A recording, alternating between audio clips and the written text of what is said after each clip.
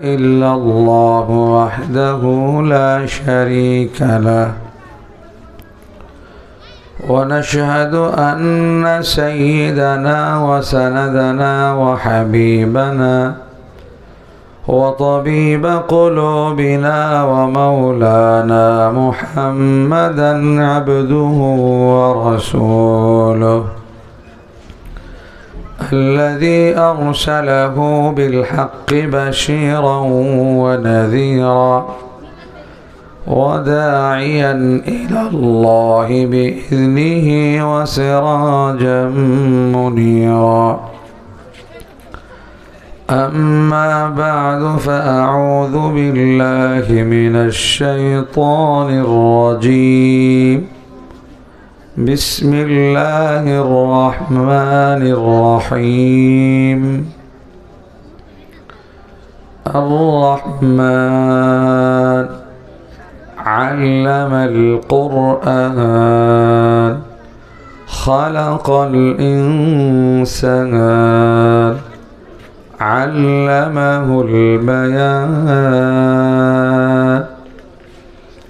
وقال رسول الله صلى الله عليه وسلم خيركم من تعلم القرآن وعلمه أو كما قال عليه الصلاة والسلام سبحانك لا علم لنا إلا ما علمتنا إنك أنت العليم الحكيم আমরা সকলেই জবান খুলে মুহাব্বতের সাথে নামাজের মধ্যে যে দুরূদ শরীফ পাঠ করি দুরূদ ইব্রাহিম পড়ি اللهم صل على محمد وعلى آل محمد كما بارك صليت على إبراهيم وعلى آل إبراهيم إنك حميد مجيد اللهم بارك على محمد وعلى آل محمد كما باركت على إبراهيم وعلى آل إبراهيم إنك حميد مجيد تحفيظ القرآن মডেল মাদ্রাসার উদ্যোগে আয়োজিত আজকের দস্তারে ফজিলত তথা কোরআনে হাফেজের সম্মাননা পাগড়ি প্রদান উপলক্ষে ওয়াজ ও দোয়ার মাহফিলের সম্মানিত সভাপতি বিদগ্ধ আলেমে দ্বীন অত্র এলাকার প্রাচীনতম বিদ্যাপীঠ উম্মুল মাদারিস খ্যাত জামিয়া ইসলামিয়া সুবন্দি মাদ্রাসার স্বনামধন্য মুহাক্কিক মুহতামিম হযরত মাওলানা তাজুল ইসলাম হাফিজাহুল্লাহ এবং আরও বিভিন্ন মসজিদের আইম্মা খুতাবা বিভিন্ন মাদ্রাসার দায়িত্বশীল হযরত উলামায়ে কেরাম এবং সামনে বসে আছেন কোরআন প্রেমী তাওহীদি জনতা পর্দার অন্তরালে অবস্থানরত মা ও বোনেরা রব্বে করিমের দরবারে শুকরিয়া আদায় করি আল্লাহ তাআলা আমাদেরকে বাদ আসর থেকে অধ্যবধি কোরআনে করিমের গুরুত্বপূর্ণ নসিহা উলামায়ে কেরামের জবান থেকে গ্রহণ করার তৌফিক দান করেছেন এই জান্নাতের বাগানে আসার তৌফিক দিয়েছেন এই জন্য আমরা অন্তরের অন্তঃস্থল থেকে কালিমাতুশ শুকর আদায় করি আলহামদুলিল্লাহ। সম্মানিত উপস্থিতি, আমার ডানে বামে পেছনে যে সকল উলামায়ে কেরাম বসে আছেন সকলেই আপন আপন জায়গায় যথেষ্ট যোগ্য, অভিজ্ঞ এবং খুবই বিচক্ষণ। আপনাদের কাছেই বড়টেক মসজিদের ইমাম ও খতিব আমার শ্রদ্ধেয়, খুব মহব্বতের কাছের মানুষ, যাদেরকে নির্দ্বিধায় অন্তর দিয়ে বিশ্বাস করা যায়, ভালোবাসা যায়, এমন একজন আদর্শিক মানুষ আপনাদের জামে মসজিদের খতিব হযরত মাওলানা জাকারিয়া খান সাহেব দামাত বারাকাতুহু। পেছনে আরও অনেক বিভিন্ন মাদ্রাসার হুজুর আছেন। যে সামনে মাটিতে বসে আছেন মাওলানা দিদারুল ইসলাম সাহেব, রোজাতুল কুরআন মাদ্রাসা মথনের ট্যাগ, ওখানের মুহতামি প্রতিষ্ঠাতা এবং সেই কলমা এক ওখানেরও। তো হজরত এই মাটিতে বসার চাইতে ঠান্ডার মধ্যে স্টেজে আসলে একটু ভালো হয় না? ভালো হয়তো বড়রা পেছনে আছেন। আল্লাহ রাব্বুল আলামিন আমাদের এই দ্বীনি মজমাকে কবুল করুন, আমিন। আল্লাহ যে মাদ্রাসার উদ্যোগে আজকের আয়োজন, আল্লাহ তাআলা এই মাদ্রাসাকে কায়েম করুন, আমিন। এবং যে সকল ছাত্র আজকে পাগড়ি নিল তাদেরকে হাক্কানি রাব্বানি আলেম হয়ে দ্বীনের সঠিক রাহবারি করার তৌফিক দান করুন, আমিন। যে সকল অভিভাবক অভিভাবিকা এসেছেন, ছাত্র দিয়েছেন, পড়াচ্ছেন, কোরআনের সৈনিক, কোরআনের শিক্ষা তাদের অন্তরে গেঁথে দিচ্ছেন, দুনিয়ার মোহ ভালোবাসা, দুনিয়ার জাগতিক শিক্ষার সব আকর্ষণকে ফেলে দিয়ে যারা ত্যাগ করে আল্লাহ এবং আল্লাহর রসুলের কালাম বাণী আদর্শ শেখানোর জন্য এই মডেল মাদ্রাসায় দিয়েছেন, সকলের জন্য রইল আন্তরিক মুবারকবাদ ও শুভেচ্ছা। আল্লাহ তাআলা আপনাদের এই কুরবানিকে কবুল করে নিন, আমিন।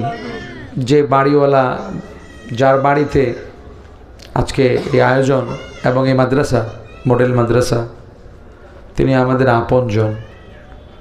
আমাদের এই সোহেল এবং বিপ্লব ভাইয়ের ভগ্নিপতি অত্র মাদ্রাসার বাড়িওয়ালা। তো এই জন্য আমরা এই মুরব্বীর জন্য দোয়া করব, তার পরিবার অসুস্থ, তার সুস্থতার জন্য দোয়া করব। আল্লাহ রাব্বুল আলামিন সুস্থতার নিয়ামত দান করুন, আমিন। উপরন্তু এই মাদ্রাসার জন্য ছাত্রছাত্রীদের জায়গা হয় না, এই জন্য 5 তালা আরেকটি ভবন নেওয়া হয়েছে, ব্যয়বহুল খরচ। এবং আপনাদের সন্তানকে আন্তর্জাতিক মানের হাফেজ এবং আলেম বানাবার জন্য এই মডেল মাদ্রাসা এগুলো কাজ করে। তো গুটি কয়টা মাদ্রাসা আমাদের এলাকায়। আগে আমরা এভাবে এত সুন্দর তেলাওয়াত, এত সুন্দর আন্তর্জাতিক মান, বাহিরে কিভাবে আরবরা পড়ে, মিশররা কিভাবে তেলাওয়াত করে, এই মানে বিশুদ্ধ তেলাওয়াতের প্রতিষ্ঠান আমরা খুঁজে পেতাম না, খুব কম। এখন তো হাতের নাগালে আপনাদের। তো এই আপনাদের এই তাহফিজুল কোরআন, এটা হযরত মাওলানা শফিকুল ইসলাম আমার শ্রদ্ধেয় মামা এবং মাওলানা আল-আমিন সাহেবের পরিচালনায় চলছে।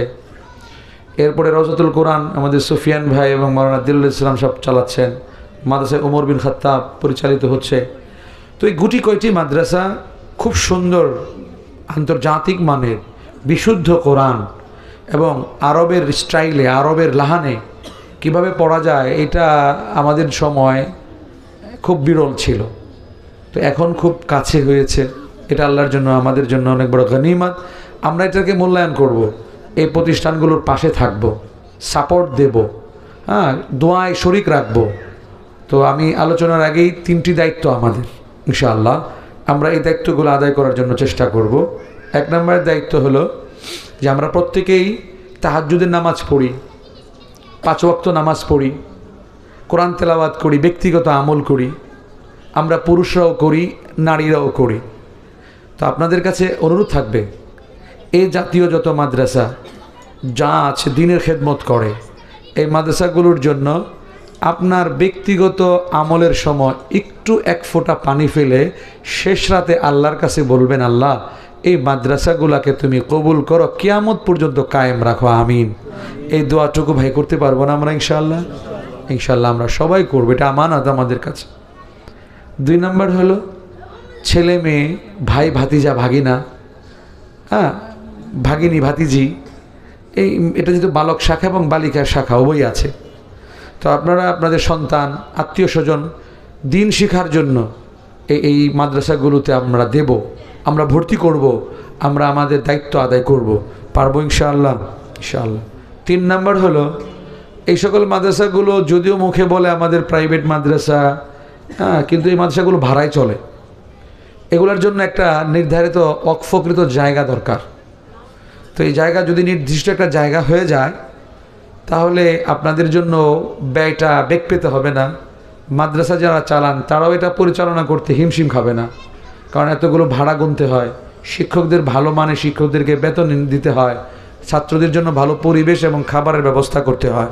তো যদি আমরা একটা জায়গা, স্থায়ী জায়গা হয়ে যায়, তাহলে এটা তো প্রতিষ্ঠানের জন্য ভালো, যারা পড়বে তাদেরও চাপ কম পড়বে। এই জন্য আমরা প্রথমত চাইবো একটা নির্দিষ্ট অক্ষ করা জায়গা যদি পাওয়া যায় ভালো। আর যদি যতদিন পর্যন্ত না পাই, এই প্রতিষ্ঠানগুলোর পাশে থাকবেন, অর্থ দিয়ে, পরামর্শ দিয়ে, শ্রম দিয়ে, মেধা দিয়ে, অন্তত সাপোর্ট করে। বিরোধিতা করবেন না, কারণ সাপোর্ট করলে আপনিও কোরআনের এই হামেলে যে কোরআন যারা, কোরআনের বাহক যারা, তাদের সাথেও কিয়ামতের দিন আমি নাজাত পাবো, জান্নাত পাবো। সুবহানাল্লাহ। আর আপনি যদি এই প্রতিষ্ঠানগুলোর টাকাও দেই না, শ্রমও দেই না, পক্ষেও বলি না, পাশেও দাঁড়াই না, আরও বিভিন্ন সমালোচনা করি, বিরোধিতা করি, তাহলে কিয়ামতের ময়দানে এটা আমার জন্য গুনাহের কারণ, জাহান্নামে যাওয়ার কারণ হবে। কেন? আপনি কোরআনের দরসগাহ, কোরআনের ইদারা, কোরআন শিক্ষার যে প্রতিষ্ঠান, এইগুলোর সাথে আপনারা বিরোধিতা করা। কারণ এই মাদ্রাসাগুলোতে তো জাগতিক শিক্ষা দেওয়া হয় না, কোরআন শেখানো হয়, হাদিস শেখানো হয়। আর আল্লাহ নবী বলেন, আজদাকুল হাদিসে কিতাবুল্লাহ, সবচাইতে সত্য, সবচাইতে সুন্দর কথা হলো আল্লাহর কালাম, আল্লাহর কোরআন, কিতাবুল্লাহ। এইটা অতএব এইটার যেখানে শিক্ষা দেওয়া হয় ওইটাও দামি, কোরআনের মতো মর্যাদা, কোরআনের মতো মূল্য। যারা এর বিরোধিতা করে, এর সমালোচনা করে, এর বিপক্ষে যারা যায়, এটার বিভিন্ন রকমের কুৎসা রটায়, গুয়াকে তারা কোরআনের বিরোধিতা করলো, কোরআনের বিরোধিতা মানে আল্লাহর বিরোধিতা করলো, আর আল্লাহর বিরোধিতা মানেই ইমান হারা হইয়া কবরে গেল, আর ইমানবিহীন কবরে যাওয়াই মানে হলো জাহান্নামে যাওয়ার কারণ হয়ে দাঁড়াইলো। এই জন্য আমরা এই মাদ্রাসাগুলোকে টাকা দিয়ে না পারি, সন্তান দিয়ে না পারি, দোয়া দিয়ে না পারি, মানসিকভাবে এর পাশে দাঁড়াবো, সাপোর্ট করব, এর বিরোধিতা করব না, এর সমালোচনা করব না, এবং এমন কোনো পদক্ষেপ নেব না যেটা বন্ধ হয়ে যাক অথবা এটার কোনো ক্ষতি হোক, এমন কোনো পদক্ষেপ আমরা নিতে পারি না। এটা আমাদের কাজ হতে পারে না, এটা মুসলমানের কাজ হতে পারে না, একজন মুসলমানের এই আদর্শ হতে পারে না। অতএব আমরা যদি মুসলিম পরিচয় দিতে চাই, আমি যদি ইমানদার হয়ে মৃত্যুবরণ করতে চাই, আমি যদি পরকালে নাজাত পেতে চাই, আমি যদি জান্নাত পেতে চাই, তাহলে আমাকে কোরআনের পক্ষে, কোরআনের বাগানের পক্ষে, আলেমদের পক্ষে, এই কোরআন শিক্ষা দেওয়া হয় যে প্রতিষ্ঠানগুলো, তার পক্ষে আমাকে দাঁড়াতেই হবে, এর বিকল্প কোনো ব্যবস্থা নাই। রসুল আরবি সাল্লাল্লাহু আলাইহি ওয়াসাল্লাম ইরশাদ ফরমান, কুন আলিমা, তুমি হয়তো আলেম হও, সম্ভব হলে তুমি আলেম হও, আর যদি তোমার সম্ভব না, আলেম হতে পারছো না, মুতাআল্লিমা, তুমি একজন ছাত্র হয়ে থাকো, কোরআনের ছাত্র হয়ে থাকো, কোরআনের শিক্ষার্থী হয়ে তুমি বাঁচো। আর যদি তুমি তাও নাও পারো, তো কুন মুঈনা, তাহলে যে সমস্ত জায়গায় কোরআন পড়ানো হয়, কোরআন শেখানো হয়, এই সমস্ত জায়গাগুলো তুমি সহযোগিতা করো, সাপোর্ট করো, পাশে দাঁড়াও। এরপরেও যদি তুমি না পারো, সাহায্য সহযোগিতা করতে না পারো, কুন মুহিব্বান, তুমি ভালোবেসো। কোরআন যারা পড়ে, কোরআন যারা পড়ায়, কোরআন যেখানে শেখায়, তুমি এটাকে ভালোবেসো, এটার পাশে থেকো, অন্তরে মুহাব্বত রাখো, অন্তত এইটা কইরো। কারণ ভালোবাসা, মহব্বত, কোরআনকে ভালোবেসে মহব্বত করা আলেমদেরকে, হাফেজদেরকে কোনো টাকা লাগে না, কোনো পয়সা লাগে না, কোনো কিছুর প্রয়োজন হয় না। আপনি দূরে থেকেও এটাকে ভালোবাসতে পারেন, মহব্বত করতে পারেন। তো আমার জন্য চারটা অপশন, হয়তো আমি আলেম হব, অথবা আমি ছাত্র হব, অথবা আমি এটাকে সহযোগিতা করব, আর না হলে ভালোবাসবো। এর বাইরে পঞ্চম নাম্বার হওয়ার কোনো সুযোগই নাই। ফালা তাকুনিল খামিস, 5 নাম্বার হওয়ার কোনো সুযোগই নাই। পঞ্চম নাম্বার যদি হও, তাহলে কোরআনের বিরোধিতা করতে হবে, হাদিসের বিরোধিতা করতে হবে, আলেমের বিরোধিতা করতে হবে, হাফেজের বিরোধিতা করতে হবে, মাদ্রাসার বিরোধিতা করতে হবে। এইগুলার বিরোধিতা করাই হইল নাফরমানির কারণ, ইমান হারা হওয়ার কারণ, বেঈমান হয়ে মৃত্যুবরণ করার কারণ। আর ইমানবিহীন বেঈমান হয়ে যদি কেউ মারা যায়, নিশ্চিত রসুলের শাফাত পাবে না, রসুলের দিদার নসিব হবে না। আর দিদারে রসুল যার নসিব হবে না, শাফাআতে রসুল যার নসিব হবে না, নিশ্চিত তার জন্য কিয়ামত ভয়াবহ জাহান্নামের শাস্তি অপেক্ষা করছে। এই জন্য কোরআনের বাগানের প্রতিষ্ঠানের বিরোধিতা করা, বিরুদ্ধাচারণ করার কোনো অপশন নাই। এই 4টা অপশন। এই জন্য ইনশাআল্লাহ এই মাদ্রাসাগুলোর জন্য প্রথম দোয়া করব। দ্বিতীয়ত সন্তান দিয়ে, আত্মীয় স্বজন দিয়ে, মেয়ে বা ছেলে প্রতিষ্ঠানগুলোকে জীবিত রাখবো ভর্তি করে। তৃতীয় হইল এই প্রতিষ্ঠানগুলোর পাশে থাকব, সাপোর্ট করব, যা প্রয়োজন আপনার জায়গা থেকে আপনি করবেন। এই প্রতিষ্ঠানগুলো কারো কাছে কালেকশন করে না, কারো কাছে চায় না, না চাইতে পারলেই তো ভালো। মানুষ যারা চায় তাদেরকে ভালো ভাবে না, কিন্তু মানুষ এটা ভুল করে। আমি আরেক মাহফিলে করে আসলাম, সেখানেও এই কথাটাই বোঝাবার চেষ্টা করেছি। যদি আপনার কাছে কোনো মাদ্রাসার চিঠি যায়, যদি মাদ্রাসার কোনো আবেদন যায়, তাহলে আপনার উচিত এই চিঠি এবং আবেদন যাওয়ার আগে আপনি এই প্রতিষ্ঠানের কি প্রয়োজন পুরা করা আপনার দায়িত্ব ছিল। আপনার কাছে চিঠি আসা, আবেদন আসা মানেই হইল আপনার জায়গা থেকে আপনি দায়িত্ব পালন করেন নাই, আপনি গাফেল হয়ে গেছেন। দুনিয়ার ভালোবাসা, সম্পদের মোহাব্বত আপনার অন্তরে জমে গেছে। এই জন্যই তো আপনার কাছে চিঠি আইসা নক করতে লাগলো। আপনি কেন অগ্রিম আগে গিয়ে খবর নিলেন না? এই জন্য আমার আপনার দায়িত্ব হলো এই সকল দ্বীনি প্রতিষ্ঠান, মাদ্রাসা, মসজিদগুলো পাশে থাকা, সাপোর্ট করা, মোহাব্বত করা, সহযোগিতা করা। আল্লাহ রাব্বুল আলামিন আমাদেরকে তৌফিক দান করুন, আমিন। মোহতারাম উপস্থিতি, আমার আগে যিনি আলোচনা করলেন এবং পাগড়ি প্রদান করলেন, বরেণ্য আলেম, প্রখ্যাত মুফতি ও মুহাদ্দিস, এই এলাকার বহু ছাত্রের উস্তাদ, আমারও সরাসরি বহু কিতাবের উস্তাদ। আমি হুজুরের কাছে কাফিয়া পড়েছি, আমি হুজুরের কাছে বাইজবি পড়েছি, আমি হুজুরের কাছে হেদায়েত সালেসও কিছু অংশ পড়েছি, তিরমিজি সানি পড়েছি, ইফতাতে তামরিন করেছি। তো হজরতের কাছে অনেক কিতাব পড়েছি এবং অনেক বড় হালুল্লাহ। হজরতের আলোচনার পরে আমার আলোচনা অর্থই হইল যে আসলে ভালো কিছু বিরিয়ানি খাওয়ার পরে ডাল ভাত খাওয়া আর কি। হজরতের আলোচনা দামি মূল্যবান নসিহাতের পরে আসলে যেহেতু নাম আসছে তাই কথা বললাম। যে আয়াত পড়েছি, আয়াতের উপরে আর সর্বোচ্চ 10 মিনিট কথা বলবো। আপনারা ধৈর্য সহকারে আছেন তো ইনশাআল্লাহ? এই 10 মিনিট আলোচনার পরেই হুজুর আসবেন। হুজুর এসে আমাদের সাথে দোয়া করবেন, আমাদের প্রতিষ্ঠানের জন্য, আপনাদের জন্য দোয়া করবেন।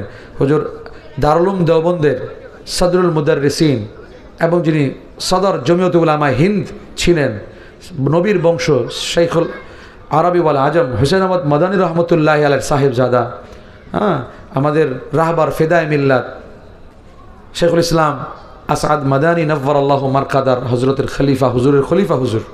অতএব হজরত দোয়া করবেন আমাদেরকে নিয়ে। আমি আপনাদের আয়াত যে পড়েছি এই আয়াতের উপরে দুটি কথা বলবো।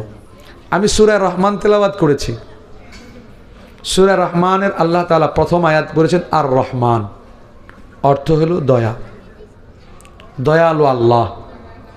এরপরে অর্থ হলো আল্লামাল কোরআন, আল্লাহ কোরআন শিখাইছে। এরপরে আয়াতের অর্থ খালাকাল ইনসান, আল্লাহ মানুষকে সৃষ্টি করেছেন। এরপর আয়াতের অর্থ আল্লামাহুল বয়ান, আল্লাহ আমাদেরকে বাক শক্তি দিয়েছেন, মনের ভাব প্রকাশ করার শক্তি আমাদেরকে আল্লাহ দিয়েছেন। তাহলে আমি প্রথম দুইটা আয়াতের ব্যাপারে আলোচনা করব। এটা হল আর রহমান, একটা হলো আল্লামাল কোরআন। রহমান অর্থ দয়া। এখানে একটা মেসেজ, সেটা হলো যারা কোরআন পড়ে, যারা কোরআন পড়ে, যারা কোরআন পড়ায়, যারা কোরআন শিখে, যারা কোরআন শিখায়, তথা আলেম হাফেজ, কোরআনের প্রকৃত যারা আলো পেয়েছে, কোরআনের যারা শিক্ষা পেয়েছে, তাদের হৃদয়টাই হবে এরকম নরম, তাদের অন্তরটা হবে কোমল, তাদের অন্তরটা হবে ভালোবাসায় পূর্ণ, তাদের অন্তর হবে অন্যের কল্যাণ কামনায়, তার অন্তরটা হবে অন্যকে বুকে জড়িয়ে নিবে, তার অন্তর হবে এত বিশাল, হাজারো বিরোধিতা করবে, হাজারো বিপক্ষে কথা বলবে, কিন্তু সে তার বিরোধিতা করবে না, বরঞ্চ তার এই বিশাল হৃদয়ে বুকে আলিঙ্গন করে জড়িয়ে নিবে এবং মোহাব্বতের নজরানা কায়েম করবে। এটাই হলো কোরআনের যারা শিক্ষক, কোরআনের যারা ছাত্র, কোরআনের যারা হামেল, কোরআনের যারা আলো গ্রহণ করেছে, তাদের এটা গুণ আল্লাহ তাআলা শিখাইলেন। আর রহমান দয়া, যার অন্তরে কোরআন আছে কোনোদিন নিষ্ঠুরতা থাকতে পারে না, কোনোদিন তার অন্তরের মধ্যে বর্বরতা থাকতে পারে না, সে কোনোদিন দুষ্টুর হতে পারে না, সে কোনোদিন হিংস্র হতে পারে না। নিষ্ঠুরতা তার দ্বারা সম্ভব নয়, কারণ কোরআন দয়া শিখায়, ভালোবাসা শিখায়, মোহাব্বত শিখায়, আন্তরিকতা শিখায়, গলায় বুকে বুক মিলাইতে শিখায়, মাফ করে দেওয়াকে শিখায় কোরআন। এটাই সূরা রহমানের প্রথম আয়াতের বড় মেসেজ। আর রহমান, আল্লাহ যেমন দয়ালু, আল্লাহর কালাম যার মধ্যে আছে, কোরআনের আলো যার মধ্যে আছে, সেও হবে নম্র, ভদ্র, সভ্য, ভালোবাসাপূর্ণ, মাফ করনেওয়ালা, বুক সিনা বড়, দারাজ দিলওয়ালা লোক হবে, যার অন্তরে এই কোরআনের আলো পড়বে।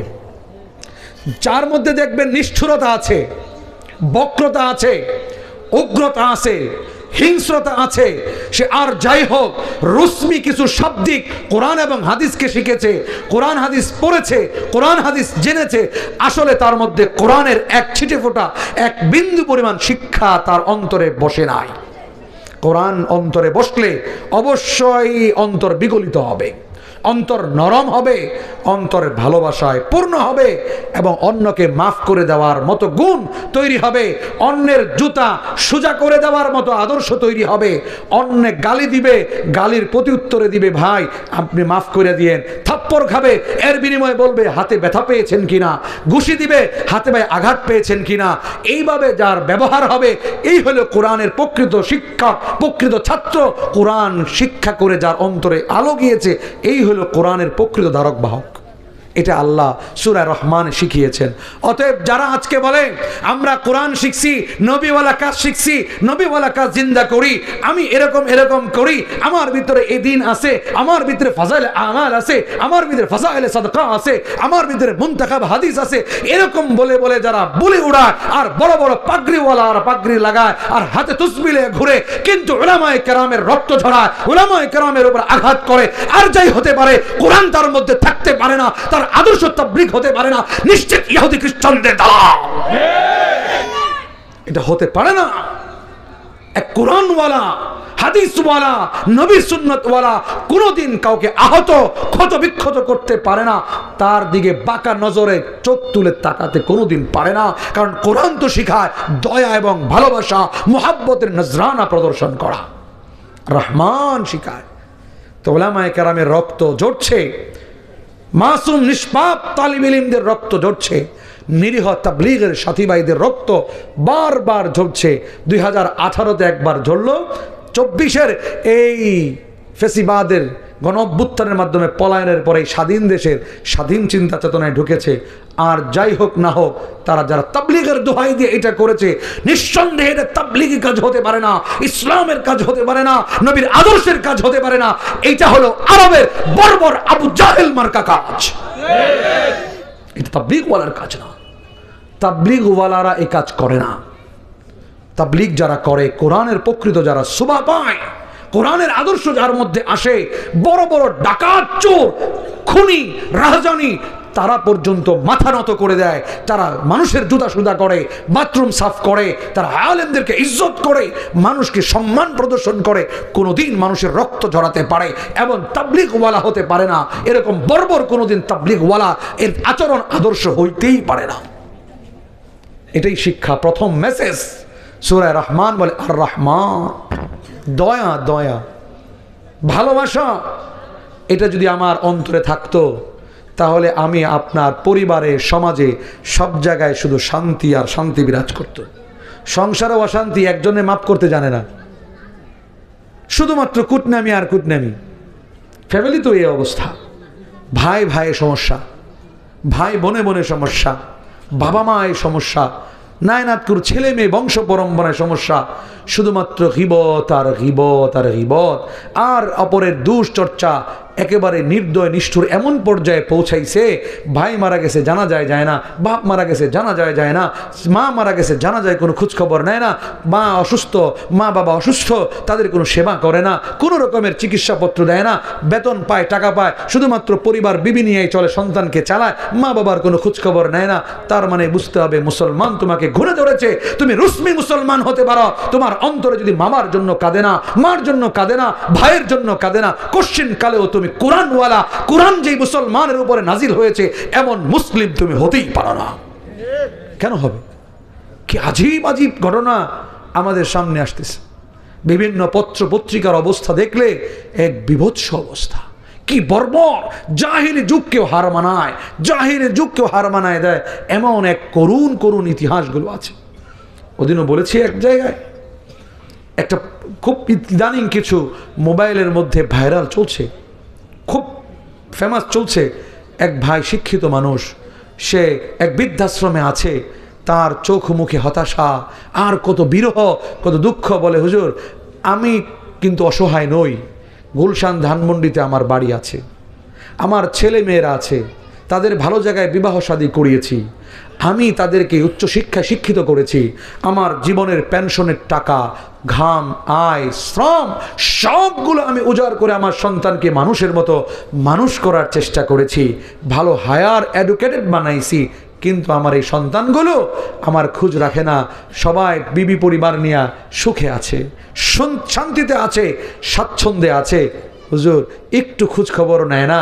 তো মনে হয় এখন বুঝতেছি আমার সবচেয়ে বড় ভুল হয়েছে, সন্তানকে আমি আদর্শিক মানুষ না বানাইয়া আমি খুব 12 ডিগ্রিওয়ালা শিক্ষিত বানাইছি। আজকে আমি বৃদ্ধাশ্রমে হাহাকার, কান্না করি, আমি ঘরে আজকে জায়গা পাই না, আমি বৃদ্ধাশ্রমে আমার জন্য জায়গা হয়। আরে ভাই, তোমার জন্য এরপরও যখন জিজ্ঞেস করা হয়েছে, ওরকমই আরেক বৃদ্ধ অসুস্থ হয়ে প্যারালাইসিস হয়ে গেছে, পোলামায়া ধরে রাস্তায় রেখে আসছে, পোলামায় ধরে রাস্তায় রেখে আসছে, বৃষ্টিতে ভিজে একেবারে জড়সড় হয়ে আছে, চলতে পারে না, বলতে পারে না, শুধু ছেলে মেয়ের নামগুলো বলতে পারে। তো এদের এই কষ্টগুলোর পরেও যখন জিজ্ঞেস করা হয়, আপনি কি বলতে চান এই মিডিয়ার মাধ্যমে আপনার সন্তানদের জন্য বলেন, কি দোয়া করবেন, কি বলবেন, তাদেরকে আপনি বদদোয়া করবেন। বাবা ফেল করে চোখের পানি ফেলে দিয়ে বিবেকের ধারণা এখানে কি বলবে, নিজের ঔরজার সন্তান আজকে এরকম দুর্ব্যবহার করছে, তার অর্থ উপার্জন সামর্থ্য আছে, আমার সব কিছু তাকে মানুষ করলাম, আমাকে আজকে রাস্তায় পথিক ফেলে দিয়েছে। আজকে আমি বৃদ্ধাশ্রমে, আমি যেখানে নাতিদেরকে নিয়ে খেলাধুলা করব, আমি স্কুলে যাব, পড়াশোনা করাবো, মক্তবে নিয়ে যাব, মাদ্রাসায় নিয়ে যাব, আজকে আমি বৃদ্ধাশ্রমে। এইভাবে চোখের পানি ফেলে দিয়ে কতক্ষণ কাঁদেন হাউমাউ করে, এরপরে বলেন না না আমি যাই হই না করো, তারা না বুঝা করছে, আমার ছেলে মেয়েরা নায়নাত করে সুখে থাকুক, তাও তারা ভালো থাকুক। এইভাবে বিলাপ করে আর চোখের পানি ফেলে এরপর সন্তানের জন্য বদদোয়া দেয় না। এমন নিষ্ঠুর সন্তান, কুলাঙ্গার সন্তানও আমার এই 56,000 বর্গ মাইলের বাংলাদেশের শিক্ষিত সন্তানরা আছে। এর মাত্র একমাত্রই কারণ কোরআনের আদর্শিক ছোঁয়া তার অন্তরে নাই। যদি কোরআনের আদর্শিক ছোঁয়া তার অন্তরে থাকতো, তাহলে তার অন্তরে দয়া আসতো, মায়া আসতো, অন্তত বাবা মাকে ডাল ভাত অল্প কিছু যাই পারে এটা নিয়ে সুখে খেত, শেষ বয়সে বাবা মাকে বৃদ্ধাশ্রমে রেখে আসতো না। দেখেন আপনি, কোনো আলেমের বাবা মা কি বৃদ্ধাশ্রমে আছে কিনা? কোনো আলেমের বাবা মা বৃদ্ধাশ্রমে নাই, কোনো হাফেজের বাবা মা বৃদ্ধাশ্রমে নাই। কিন্তু আপনাদের মতো এত ভালো বেতনে চাকরিও তারা করে না। কেন? তারা জানে এই বাবা মাই আমার জন্য জান্নাত, বাবা মাই আমার জন্য জাহান্নাম। বাবা মা যদি সন্তুষ্ট থাকে আমার আল্লাহ সন্তুষ্ট হবেন, আমার আল্লাহ সন্তুষ্ট থাকলেই আমি জান্নাত, আমি জান্নাত।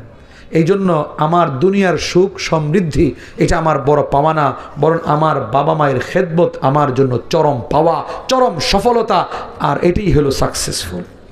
এই জন্য কোরআনের এই শিক্ষাটা অত্যন্ত জরুরি। এই জন্য আর রহমান, অন্তরে যদি আমার দয়া থাকে, অন্তরে যদি আমার ভালোবাসা থাকে, অন্তরে যদি আমার মহাব্বত থাকে, কোরআনের সঠিক শিক্ষা থাকে, তাহলে কখনোই এই অন্যায় করতে পারে না। অতএব ইনশাআল্লাহ কোরআন যারা আমরা ধারণ করি, কোরআনের আমরা যারা শিখেছি, আমরা ইনশাআল্লাহ সকলেই তো অন্তরে ক্ষমার গুণ, ভালোবাসার গুণ, বাবা মার খেদমতের গুণ অর্জন করবো তো ইনশাআল্লাহ। আল্লাহ আমাদের তৌফিক দান করুন, আমিন। আমার উস্তাদে মুহতারাম চলে এসেছেন, হযরত দোয়া করবেন, নসিহা করবেন। আল্লাহ তাআলা আমাদেরকে কোরআন ও সুন্নাহ ভিত্তিক জীবন গড়ার তৌফিক দান করুন, এই মডেল মাদ্রাসার সহযোগিতা এবং পাশে থাকার তৌফিক নসিব করুন, আমিন। ও আখির দাওয়ানা আলহামদুলিল্লাহি রাব্বিল আলামিন।